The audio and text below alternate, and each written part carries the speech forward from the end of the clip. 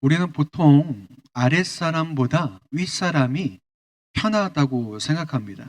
그래서 사원보다 사장이 편하고 더 돈도 잘 벌 거라고 생각하는 게 우리의 보통의 생각입니다.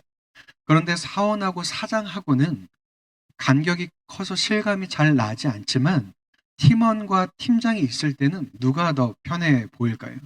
과연 팀장이 팀원보다 더 편할 수 있을까요? 그럴 수 없다는 것입니다. 그래서 사람들이 승진을 하는 것을 좋아하면서도 다른 한편으로는 어려워하는 이유는 그만큼 일이 많아지고 책임이 더 커지기 때문에 그렇습니다. 그렇다면 많은 사람들이 더 많은 힘을 갖고 더 많은 돈을 갖고 더 많은 성공을 누리길 바라지만 그만큼이나 책임이 커지기 때문에 좋은 것만은 아니라는 거죠. 그래서 많은 것을 가졌음에도 불구하고 혹은 이미 가졌음에도 불구하고 사람들은 오히려 더 외롭고 더 공허하고 더 고민이 많아질 수 있다는 것입니다. 오늘의 본문에 등장한 아브라함도 마찬가지였다는 거죠. 오늘 1절을 보면 하나님께서 아브라함에게 두려워하지 말라. 나는 너의 방패고 너의 상급이라 말씀을 하시죠. 그렇다는 것은 아브라함이 두려움 속에 있었다는 것을 의미합니다. 14장에서 아브라함은 믿음으로 하나님과 함께 대적의 손에서 롯과 그의 재산을 구출해 왔을 뿐 아니라 그 모든 것이 하나님께서 하셨음을 고백하고 찬양했죠. 그랬던 아브라함이 왜 15장에 와서는 두려움에 떨고 있었을까요? 승리한 것으로 삶이 끝나지 않았기 때문에 그렇습니다.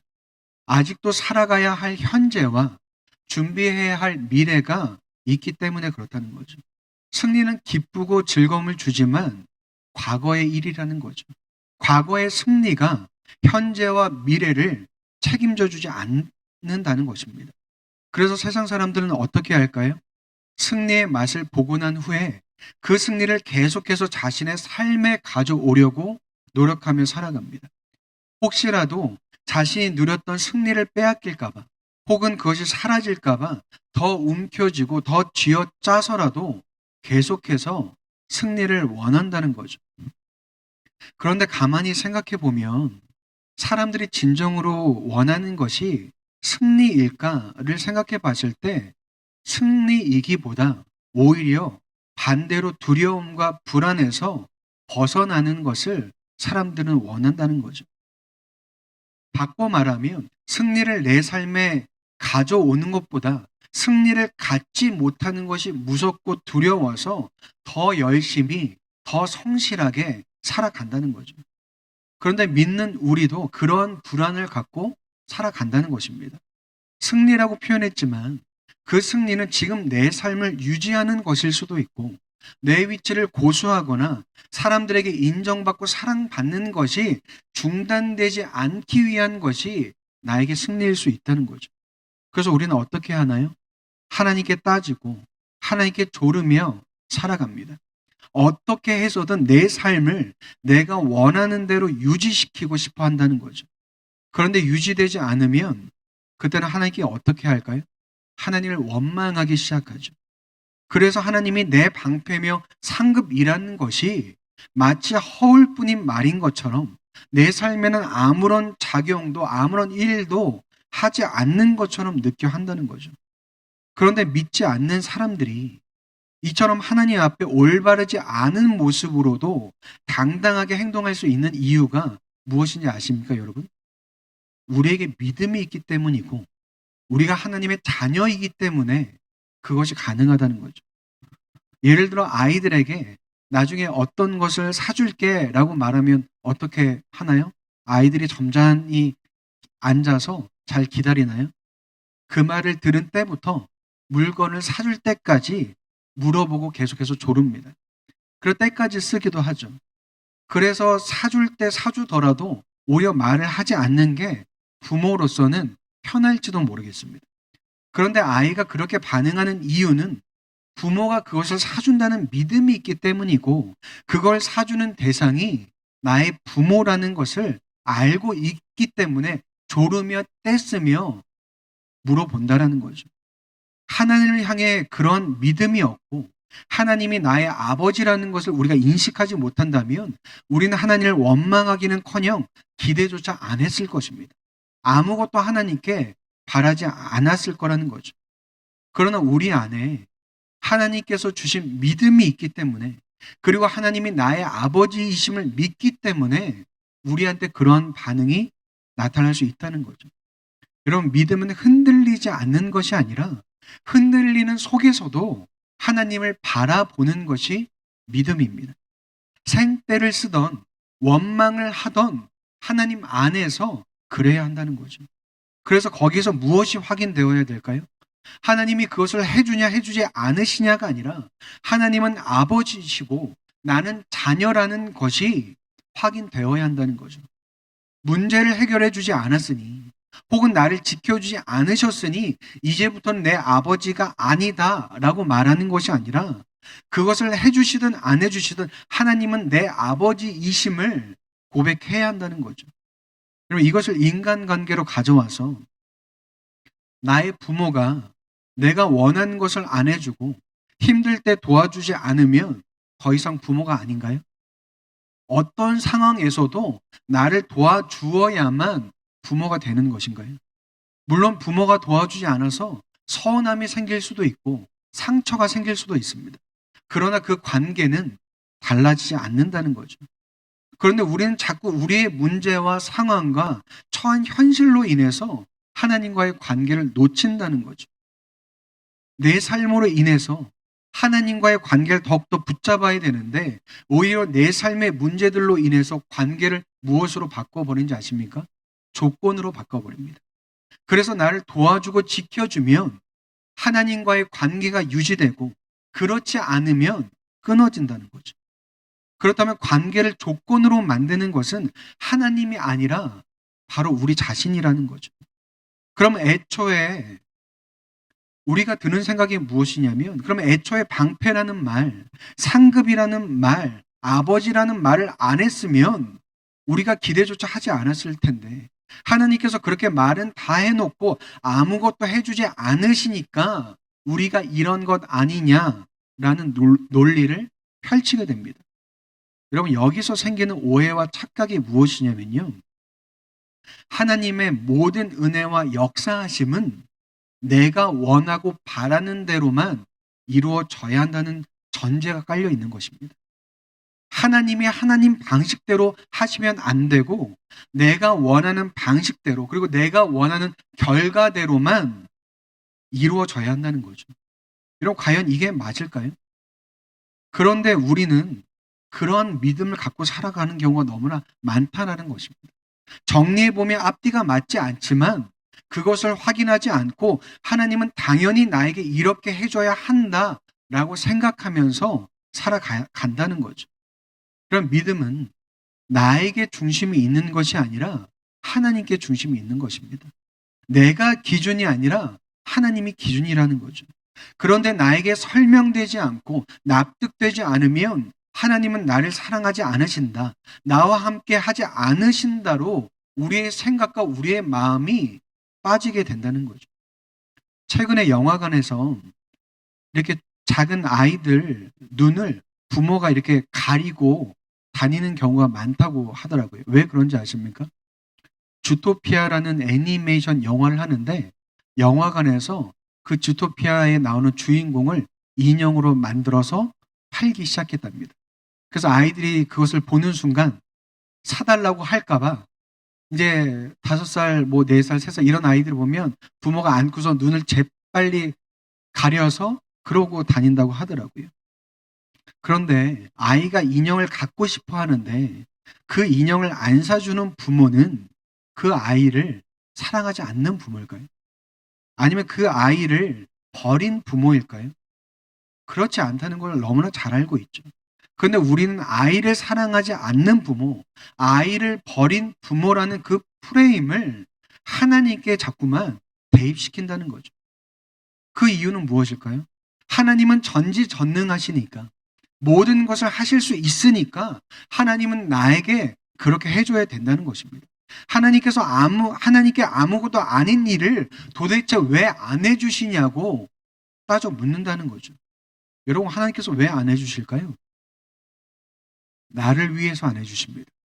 그럼 하나님께서 왜 해주실까요? 나를 위해서 해주신다는 거죠.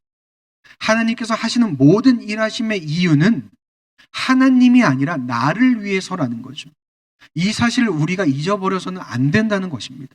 그렇다면 내가 겪었던 모든 고통도 아픔도 나를 위해서라는 것인가? 라는 의문이 듭니다. 나를 위한 것이 맞을까요? 결론적으로 말하면 맞습니다.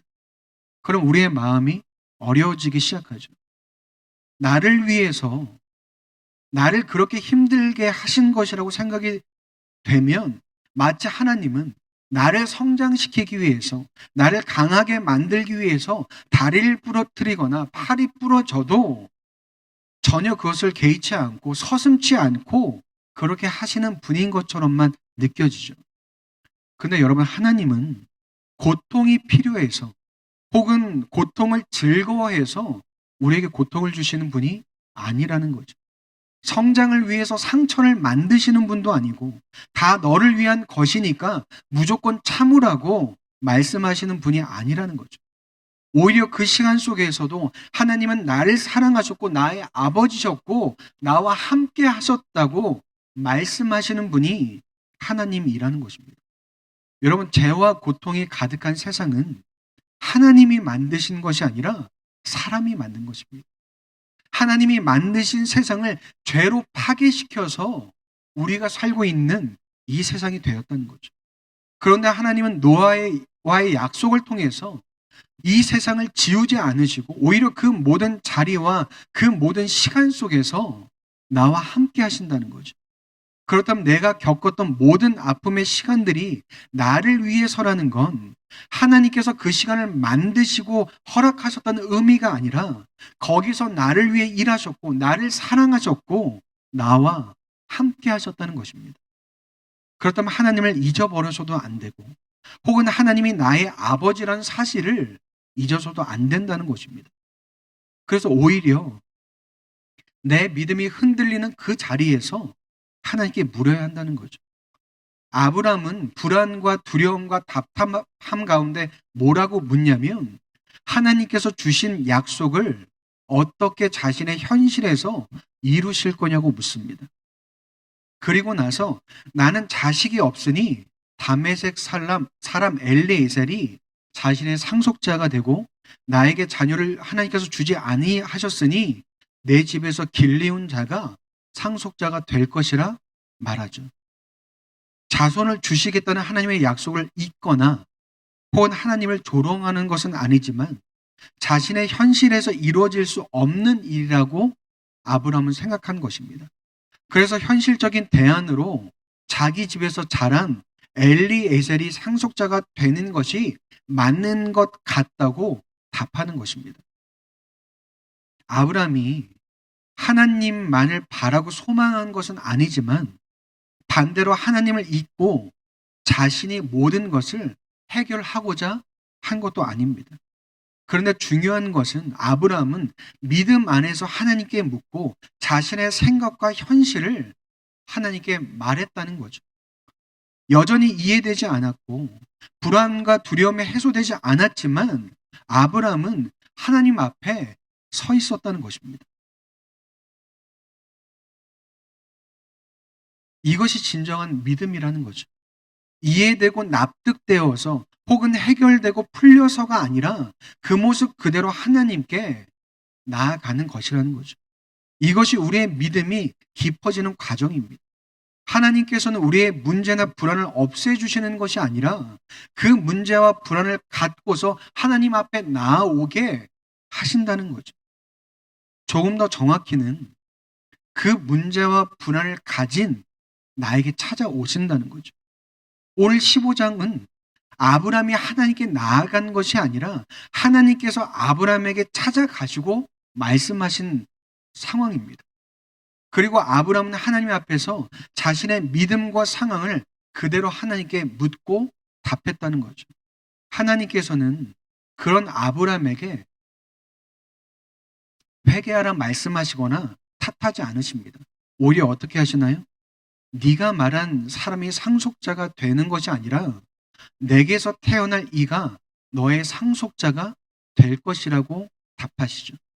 그리고서는 아브라함을 끌고 나가서 하늘을 보여주시고 하늘에 셀 수 없는 별들과 같이 내 자손이 그렇게 많아질 것이라고 답하시죠.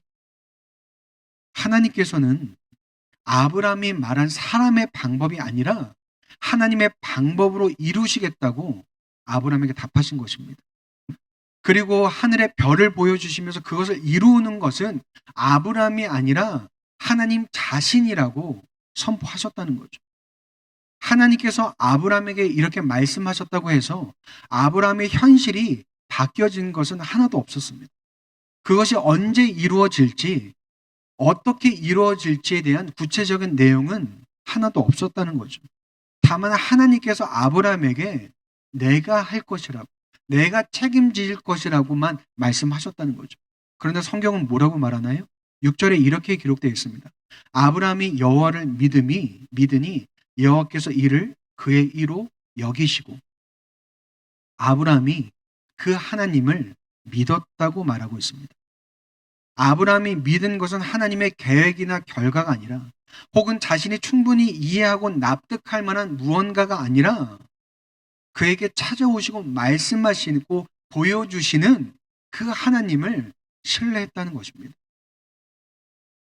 우리가 살아가면서 어떤 문제나 어려움의 원인을 이해하는 것과 그것을 해결하는 것은 별개인 경우가 많습니다.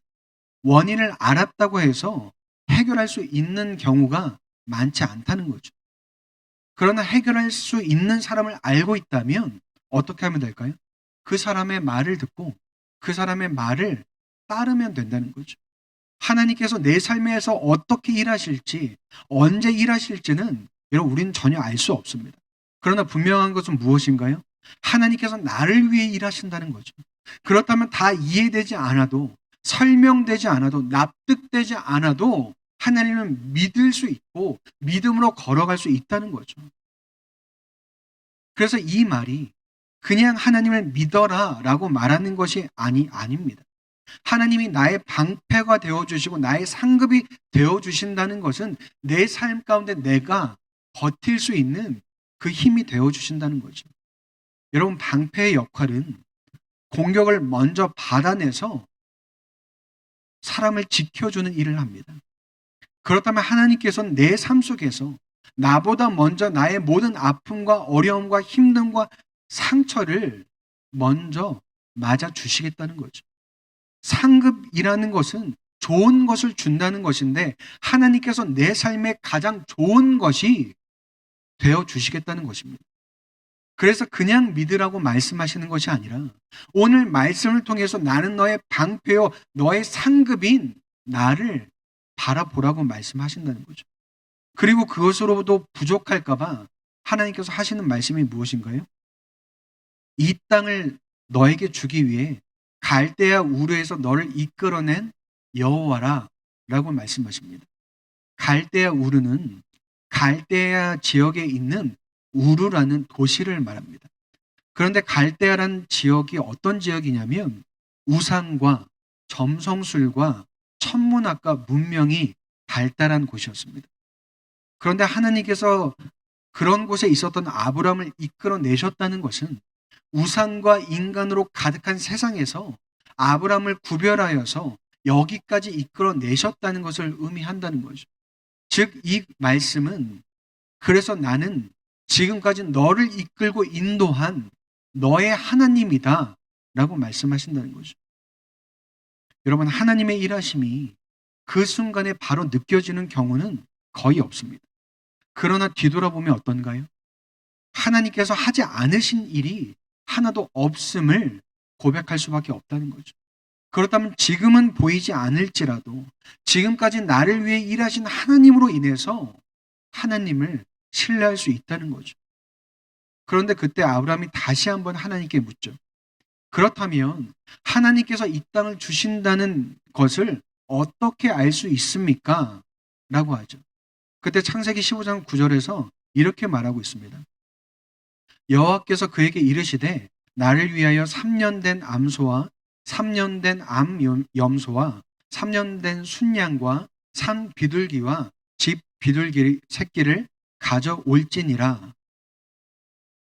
하나님께서 재물을 바치라고 이야기하시죠.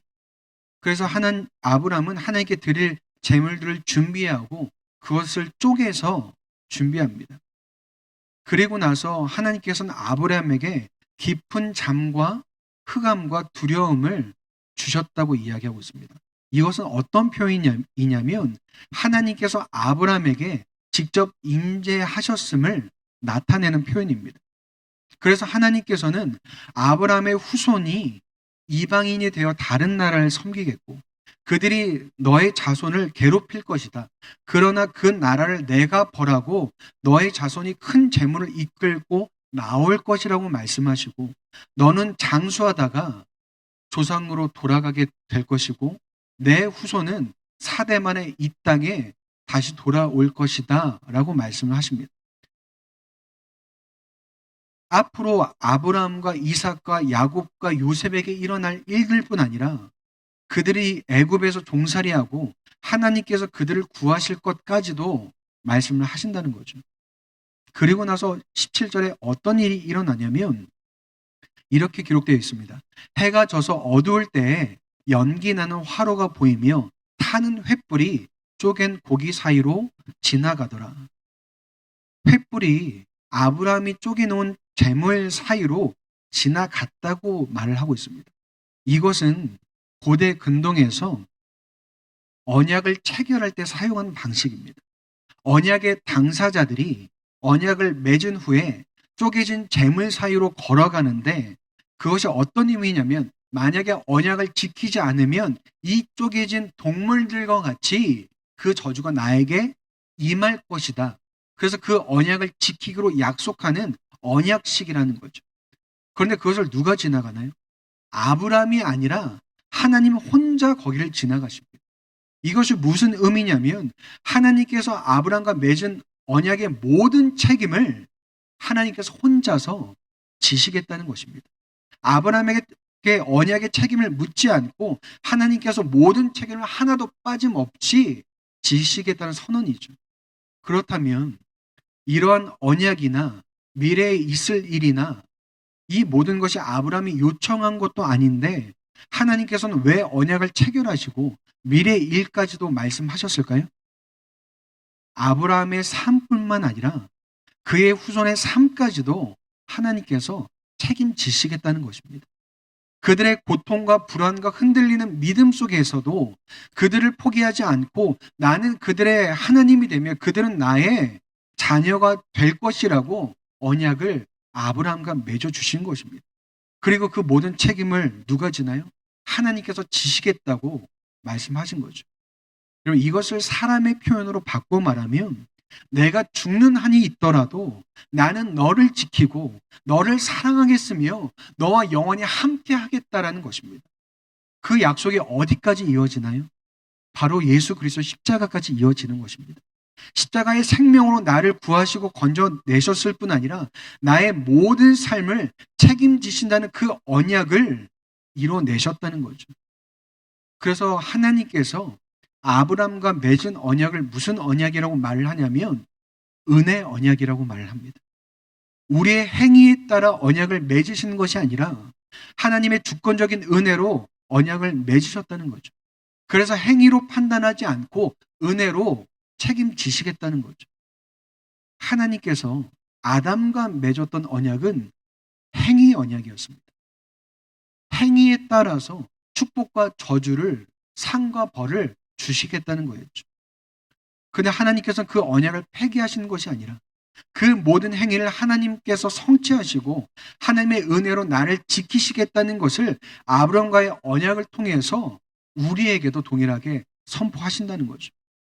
여러분, 하나님께서 도대체 사람이 무엇인데 이렇게까지 사랑하실까요? 왜 나의 삶까지 찾아오셔서 언약을 맺으시고 자신이 모든 책임을 다 지시며 내가 너의 아버지며 내가 너를 책임지며 내가 너를 감당하겠다고까지 말씀하실까요? 여러분, 그 이유는 우리에게 있는 것이 아니라 하나님께 있습니다. 하나님의 사랑이 나를 사랑하셔서 그렇다는 거죠. 여러분, 그것이 전부입니다. 그리고 그 사랑이 나를 위해 창조주이신 하나님께서 피조물인 사람에게 죽임을 당하셨다는 거죠. 내가 너를 지키고 책임지겠다는 언약을 역사 가운데 그대로 이뤄내셨다는 것입니다.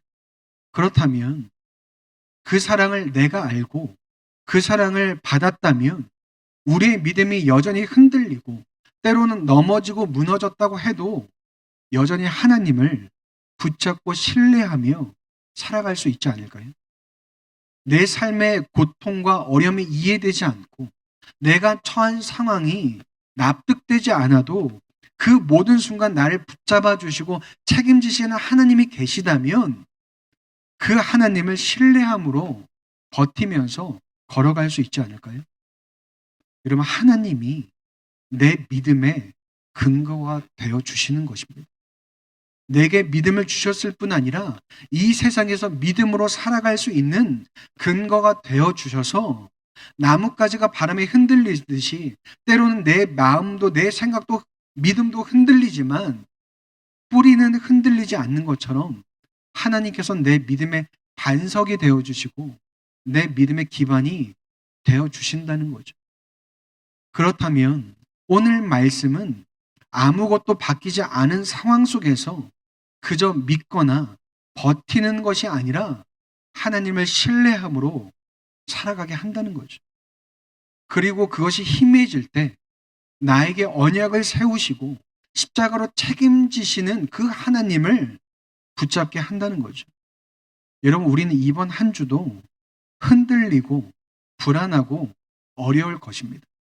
잘하기보다 잘 못하는 것이 하나님 앞에 더 많을 것입니다. 그럼에도 나를 붙잡고 책임지시는 하나님으로 인해 우리도 하나님을 붙잡고 살아갈 수 있다는 거죠. 여러분, 그것이면 충분합니다. 그렇다면 하나님께서는 오늘을 사는 나에게도 두려워하지 말라. 나는 너의 방패요, 너의 상급이다 라고 말씀하실 것입니다. 그렇다면 이 말씀을 붙들고 이번 한 주를 살아가는 저와 여러분 되시기를 주님의 이름으로 축복드립니다.